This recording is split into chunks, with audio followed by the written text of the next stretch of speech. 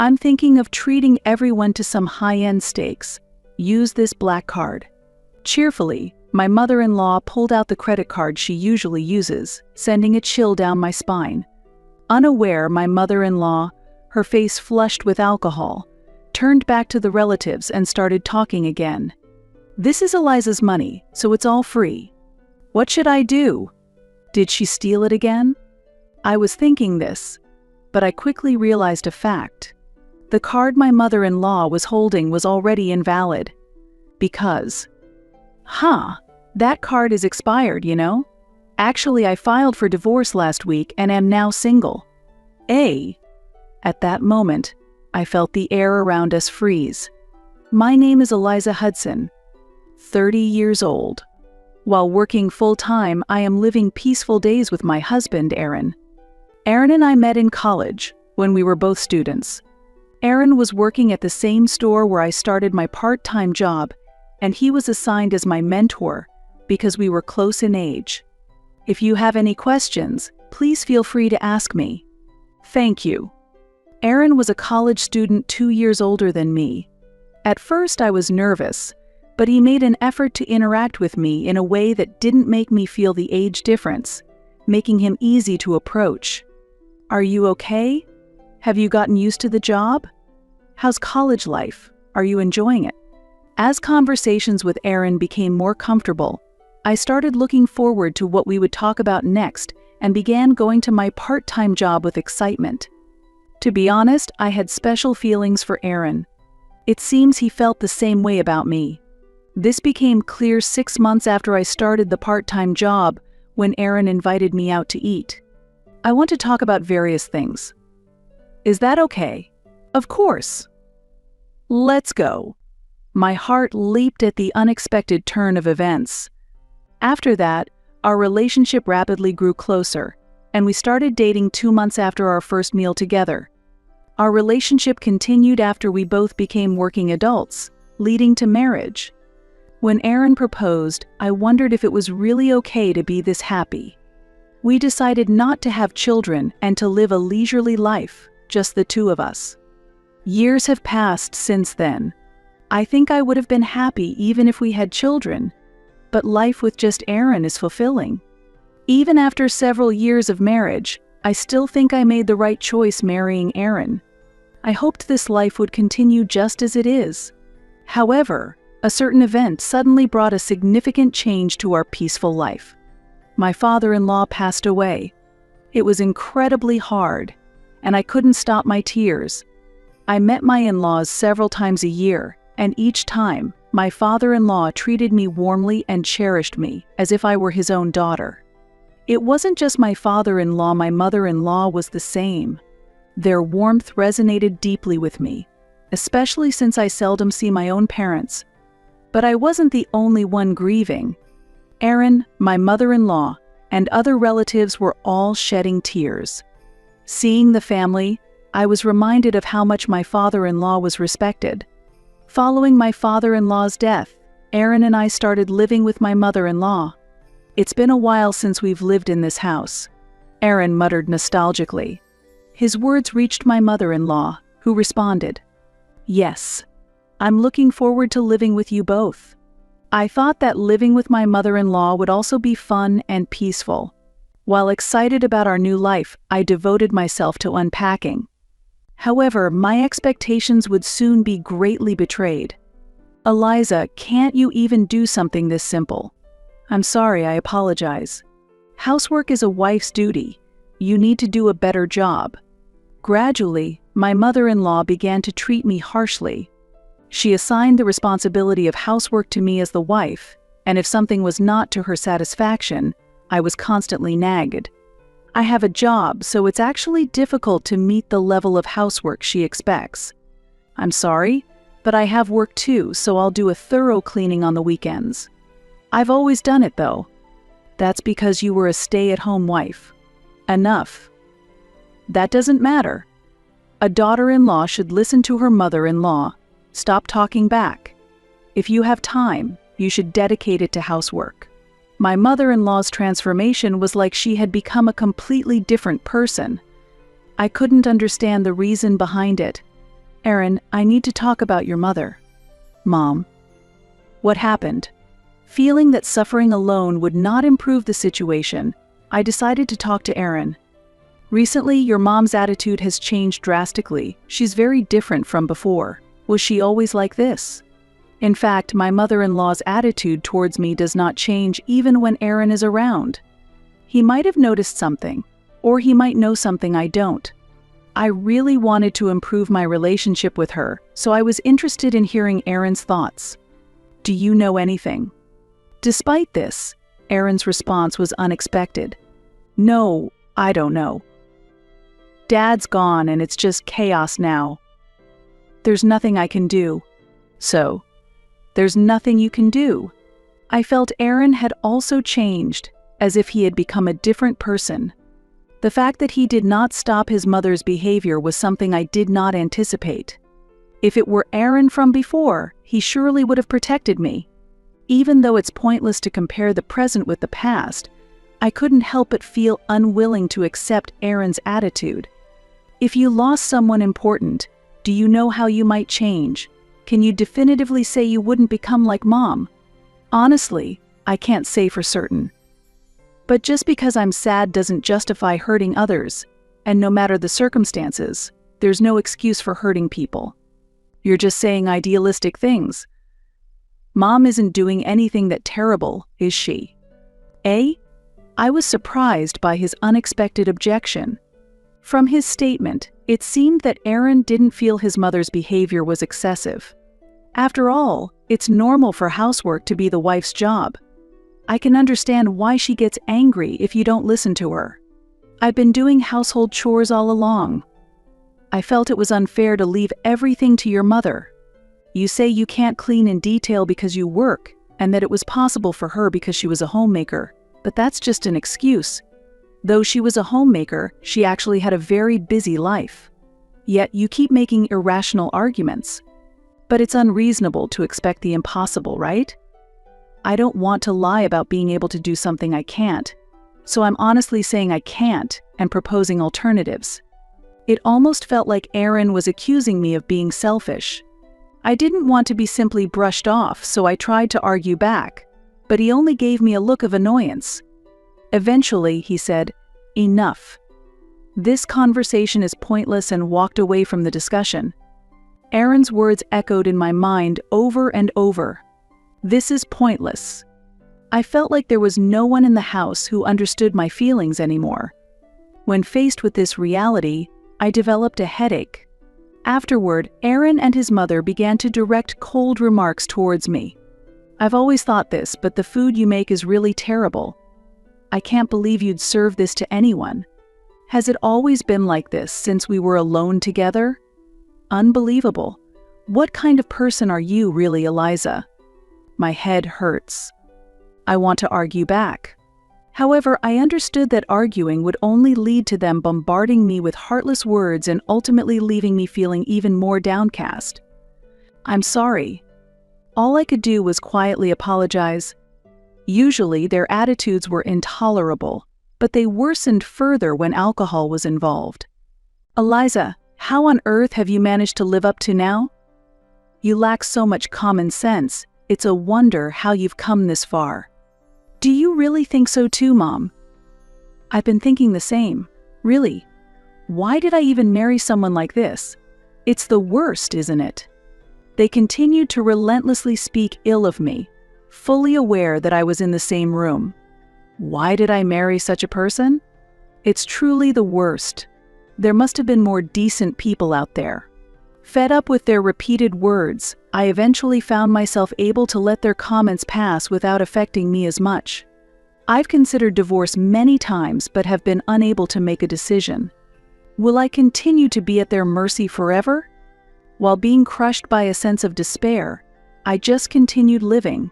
However, one day my mother-in-law committed an unforgivable act, and it fundamentally changed my thinking. This situation completely altered my view of Aaron and my mother-in-law. Half a year after we began living together, unbelievably, it came to light that my mother-in-law had been withdrawing money from our joint savings. Feeling that I could not overlook this, I confronted her in front of Aaron directly. Why are you using our money without permission? I'm supposed to be managing the cash card and the bank book, so how did you find their hiding place? Oh, you're worried about that. It's nothing. We live together, so it's only natural, right? Natural for what reason? Did you tell her everything, Aaron? Even the passwords? Yes. Well, I did, but so what? Aaron admitted it nonchalantly, laughing. Why? You don't know what will happen next, do you? What did Mom use it for? She replaced the TV and DVD player in the living room with new ones and bought some new clothes. But it was only about $5,000, so it's not something to get so upset about, right? Are you saying it's okay because it's only $5,000? Do you know how hard it is to save up $5,000? That's an exaggeration. Aaron and his mother laughed off my complaints. Their attitude only made my anger grow. It's not an exaggeration. What are you talking about? Most of that savings came from money I worked hard to earn. It may be legally considered marital property, but then Mom has the right to use it. Not at all. It would have been better if she had at least consulted me. But to proceed without saying a word. How can you both be so calm about it, thinking it's okay not to tell me anything? Does Mom realize she's acting like a thief? Thief? As soon as that word came out, his mother started pretending to be hurt and began to cry, calling me a thief. How terrible. Hey, what are you doing making Mom cry? Calling her a thief? That's a terrible thing to say. Mom is lonely because Dad passed away. Yet, why would you say such a thing? So because she's lonely and sad, everything is excusable. It can't be helped. I couldn't help but sigh at that selfish reasoning. Regardless of the reason, criminal acts are not excusable. If the same thing were done to you by my parents, would you accept it? You wouldn't, right? That's a different story. It's the exact same thing. Don't talk nonsense. Calm down. Despite the situation worsening because of his mother, it often seemed like I was the only one overreacting, and I was seething with anger inside. Hey, this is happening because of you, mother-in-law. Why are you acting like it's none of your business? And it's $5,000. Please return it soon. If it's just $5,000, you can pay it back, right? I don't have a job, so. Sell the TV and clothes then. You admitted earlier that's what you spent it on, right? Aaron, you said you gave her the PIN, right? It's too late to claim it's none of your business now. My mother-in-law looked displeased, but it seemed like my message had finally gotten through. All right, I'll pay it back eventually. Eventually. Isn't that better than not paying it back at all? Look, give me a month. I hadn't expected my mother-in-law to make a concrete proposal about when she would pay after asking for the refund. Please make sure to pay it back in 1 month. Don't forget. All right, Aaron, you hear that too? Yes.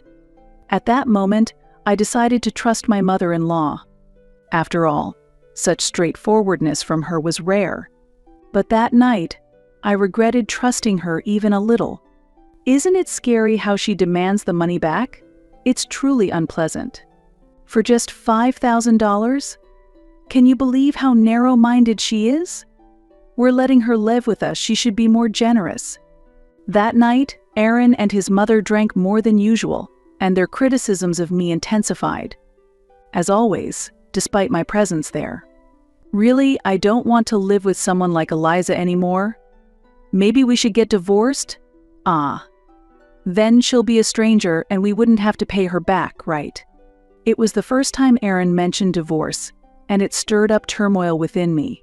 Even though I had considered divorce, hearing it said aloud made me feel complex emotions.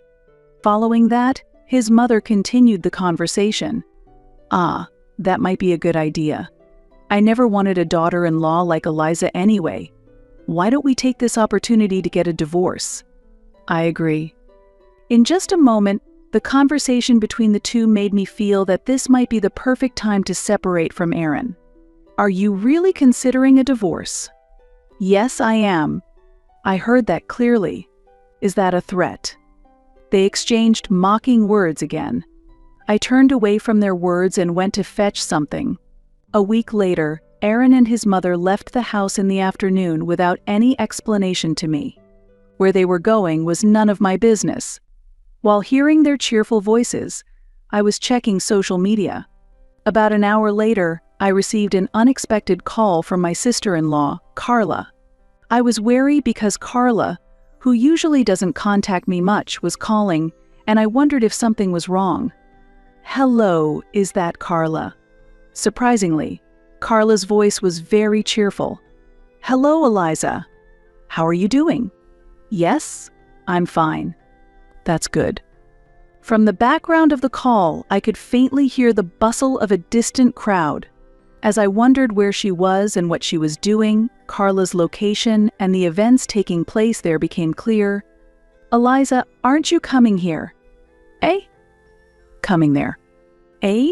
Right now Aaron and your mother are inviting relatives, and they're having a big party." "A party, you say?" Just as I thought, something was happening, but Aaron and his mother hadn't explained anything to me. I immediately asked Carla where the party was being held. "Where is it being held?" "Oh, it's at the steakhouse right near the station." "That's where we're having it. At that fancy place." While I was puzzled by the sudden high-end venue for the party, I was also concerned that there wasn't any major event involving the relatives that I was aware of. "But aren't you coming, Eliza? I thought I'd invite you."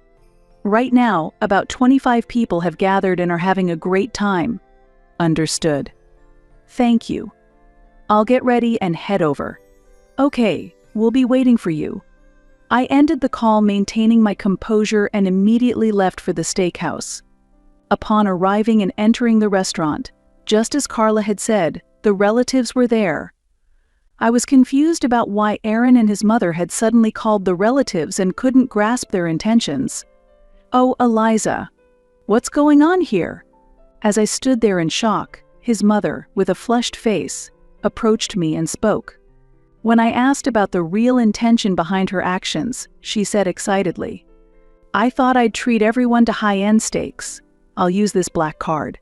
Then, she confidently pulled out my credit card. I momentarily found it hard to breathe. But she continued, "This is all on Eliza's money, so it's all free." However, I quickly remembered the current status of the card she was holding and my own situation, and spoke up. That card is expired, you know? Actually, I filed for divorce last week and am now single."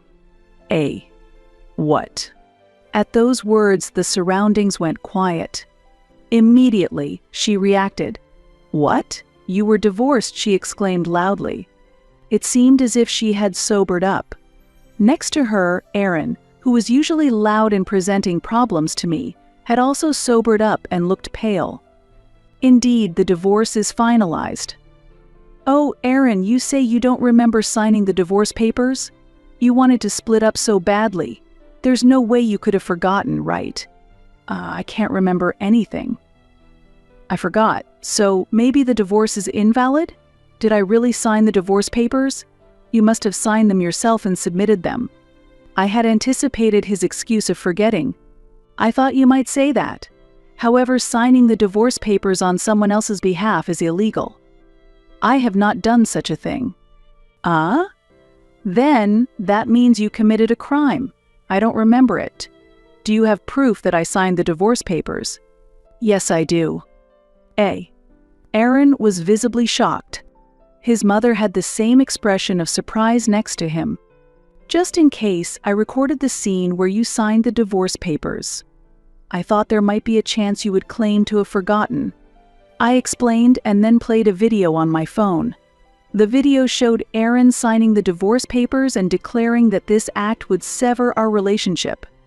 In the video, his mother was also seen laughing, repeatedly saying, "I'm so glad you're divorcing Eliza. Do you think you can argue against this?" The divorce papers were submitted the next day, and we are now unrelated. There's also footage of you signing the papers, so denying it is futile. If there's any doubt about the divorce, why not check the family registry? It wouldn't be surprising if it's already been updated. That was me. This video must be a fake. Such a thing is impossible. Are you still going to say that? It's clear that you've disliked me from the start. Since we started living together, your behavior has worsened. At first, I thought it was because you were grieving the loss of your father, but I can't handle it anymore. While Aaron seemed resigned, his mother was still trying to make excuses. Aaron appeared to understand the situation, but his mother was in denial. Wait a minute. Do you have proof? Do you have evidence that we said those things? No, there is no evidence. Look, if there's no evidence, then it's a fabrication by you. However, considering the interactions we've had so far, who do you think people will support? You've always been overbearing, saying my daughter-in-law's money is my own, and it's become clear in this conversation that you stole my card. What do you think about that? I turned to the relatives who had been ignoring the situation until now. They had stopped eating and were focused on our conversation. However, most of their gazes were concentrated on Aaron and his mother, with many showing expressions of suspicion. Don't look at me like that. How long will you keep this childish behavior? It's embarrassing. If that's true, why have you stayed in the house all this time? Actually, I was planning to leave immediately. However, since you seem to have forgotten about the divorce, I thought it wouldn't hurt to wait a little longer before moving out. The day after signing the divorce papers, Aaron and his mother continued to throw harsh words at me from the morning and kept ordering me to do various chores. As there was no indication that they wanted me to leave, I decided there was no rush to move out until I found a room I wanted. Of course, if they had told me to leave, I would have complied immediately.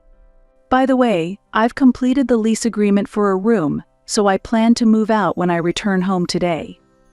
The move-in date has already been arranged. Do you really intend to do that? You've been complaining about me for so long, but is it that bad for you that I'm leaving your house? You're really selfish. To think this was your hidden true nature. I was preparing to leave until I received a call today. I'll be done soon, and I thought today was the right time to move. Aaron and his mother started to panic as they learned about my departure. Clearly, they would be troubled by my absence. Without me, who had been handling the household chores and serving as a means for them to relieve stress, they would struggle. Putting aside the housework, I'm not here just to help them alleviate stress. Are you satisfied with the resolution of the divorce matter now? No, not yet. Just to be clear, I have no intention of coming back. No matter how much we continue this conversation, it's just repeating the same things over and over. Aaron listened silently to my words. So can we end the discussion about the divorce here? Next, let's talk about the card, Mother. At that, his mother's face changed. Did you enter my room while I was away? That card was in my room. That is. Your slow response is as good as an admission, isn't it? You rummaged through my room while I was at work, and you didn't just stop at stealing money. To describe it as stealing money is. How much explanation is needed for them to understand? I continued to explain.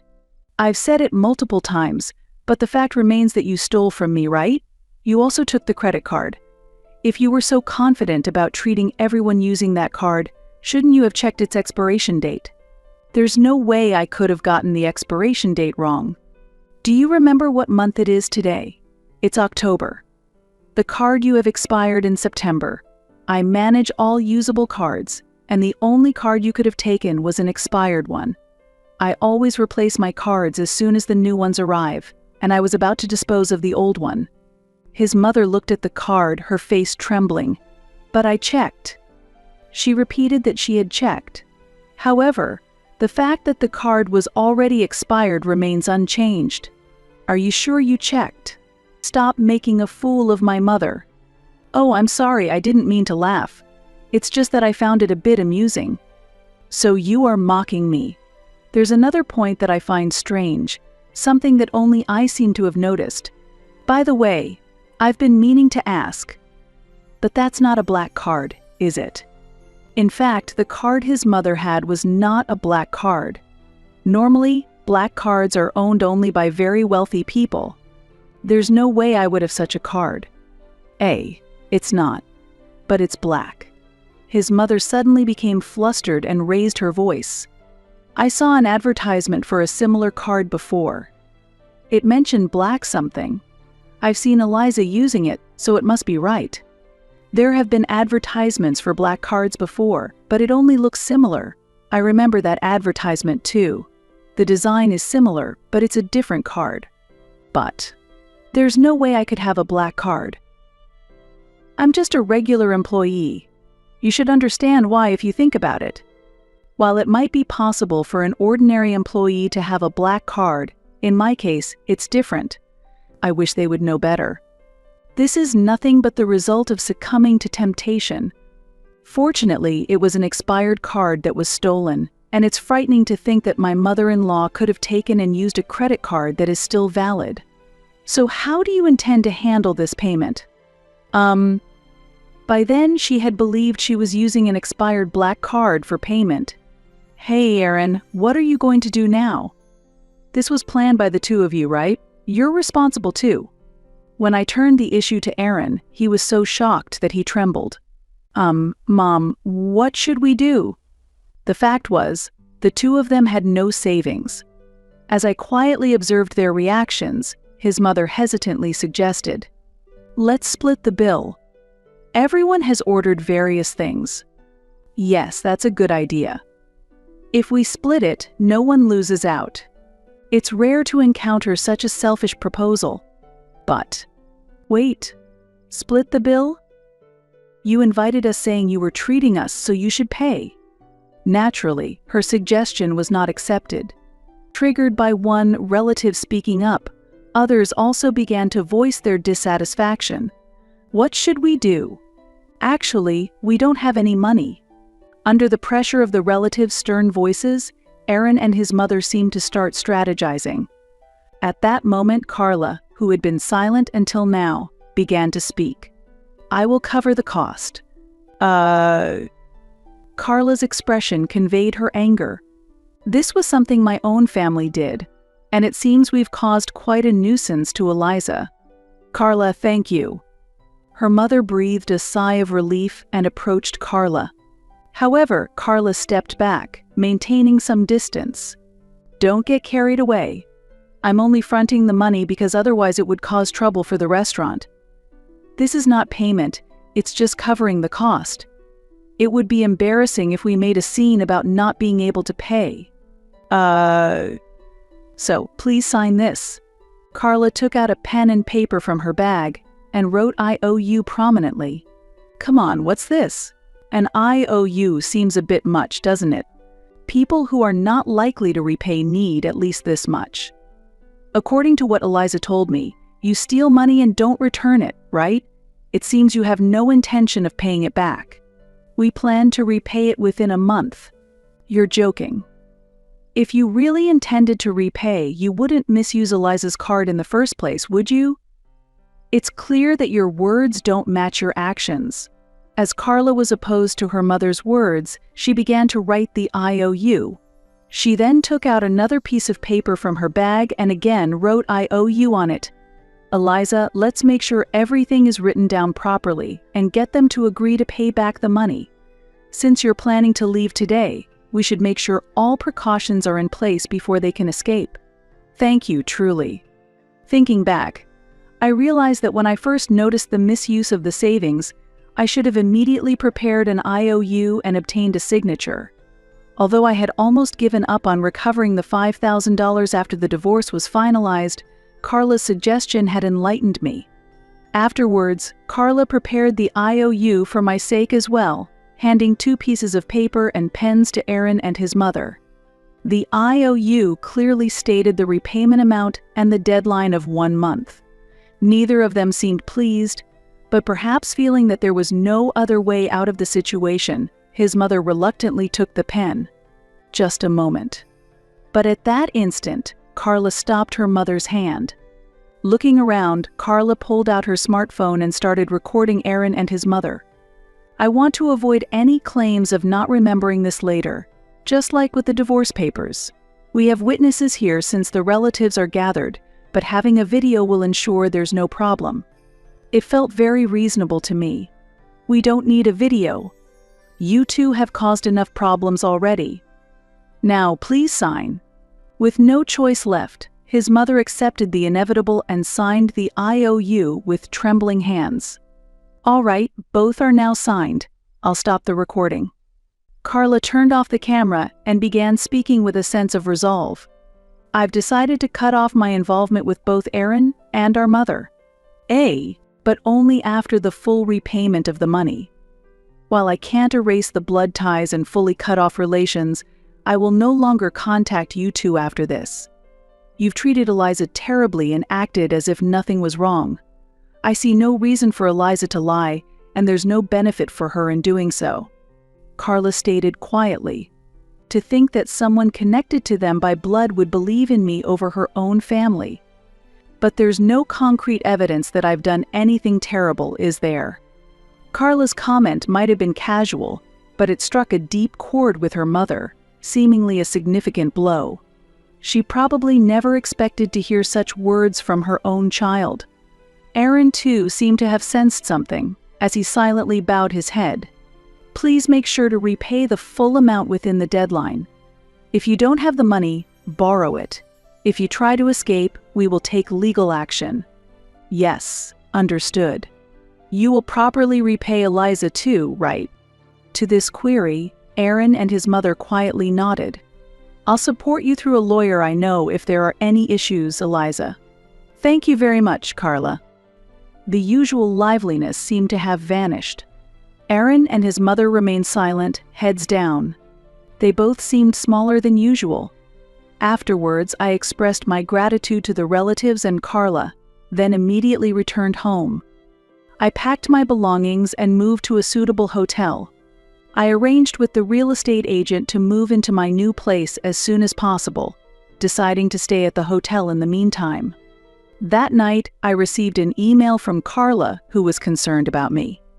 Despite the lack of much interaction before, I was moved to tears by her thoughtfulness. A week later, Aaron contacted me. He wanted to invite me home to repay the debt, but I preferred to avoid a meeting with all three of us and asked to change the location to a family restaurant. Initially reluctant, he eventually accepted my request, and I felt relieved. Please check this. Upon arriving at the family restaurant, Aaron handed me an envelope filled with a significant amount of money. His mother also apologized. I'm truly sorry. I'm sorry, Eliza. For my selfish behavior and for taking the money. I wasn't surprised by their apologies. Given the events of the past few days, I had anticipated they might apologize. I had also predicted what they might say next. Can we perhaps start over? It's impossible. Absolutely impossible. I thought you might say that. But we are truly sorry. What do you think? What do I think? True remorse is shown through actions, not just words. It seems you haven't understood anything. With my firm declaration, Aaron appeared restless, and his mother looked down. Now that the money has been repaid, I will be leaving. Wait. There's still more to talk about. There's nothing more to discuss. By the way, I will inform Carla about this. As soon as I mentioned Carla's name, they quieted down. They were probably afraid of what other relatives might say. I left them there and immediately returned home. Thanks to the moved-up move-in date, I was already enjoying life alone in my new apartment. While relaxing in the living room, I contacted Carla. Carla, I've just met with Aaron and his mother, and I've finally received the money. Really? That's great. It looks like everything has been resolved smoothly. Carla spoke with a relieved tone. Without Carla's support, the situation might not have gone as smoothly. It's likely that I wouldn't have gotten my money back either. We exchanged words of gratitude. Even after the resolution of the incident, my friendship with Carla continued. We began spending more time together, becoming as close as best friends. Carla told me. I heard from relatives that Aaron and Mom are going around borrowing money from relatives to pay off their debts, Despite Carla's declaration to sever ties with Aaron and her mother, she still keeps informed about their situation through relatives. It appears their relationship has deteriorated significantly since the incident. I wondered why they continued to live together despite such a strained relationship, but I realized it must be for economic reasons. A year has since passed. I continue to enjoy a peaceful life on my own, unchanged from before. My relationship with Carla remains strong, and I haven't heard any new stories about Aaron and his mother. It's certain they are still living together. Should any problems arise, I'm sure the relatives will contact me immediately. It seems they are living quietly. Oh, by the way, about the upcoming holiday. Carla proposed for us to go on a trip together soon. The bitter experiences we shared have deepened our friendship. While I can't forgive them, gaining a valuable friend like Carla makes me genuinely happy. I hope these days last forever. With that hope, I continue to live positively each day.